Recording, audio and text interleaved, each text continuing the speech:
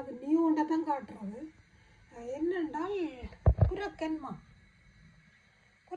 சரியானதில்லை. என்ன செய்தேன்னா குரக்கனை வேண்டிக்கு வறுத்து போட்டு, நான் உங்களுக்கு குரக்கனை பற்றி தெரியும் தானே, அதனால் நான் அதை காட்டல. வறுத்து போட்டு இதெல்லாம் அண்ணா கிரைண்ட் பண்ணிடலாம்.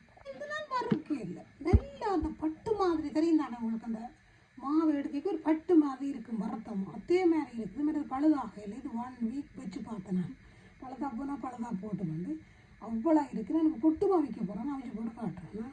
நான் முந்தையும் காட்டினேன் புதிய ஆக்களுக்காக.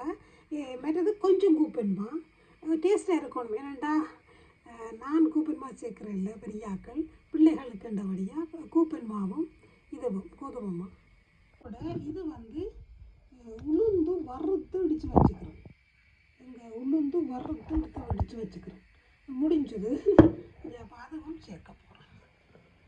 அது கொஞ்சமாக சேருங்க, ஏன்னா ஒரு களி மாதிரி வெறும் புட்டு.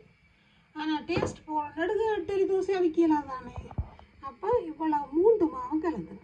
நல்லா கொடுத்து ஒதி தண்ணி தான் புதாக்களுக்கு. இவ்வளோ பூவாக வந்திருக்குண்டு 3 மா ஹெல்த்திமா. வேறு முதல் தரம் நம்ம இனியோண்ட தான் போடுறது. இந்த குரக்கன் இப்படி செய்தான் டிஃப்ரெண்ட் வேயில், மெல்லில் கொடுக்காம கிரைண்டரில் அடிச்சு. உண்மையாக அவ்வளோ டேஸ்ட்டாக இருக்குங்க.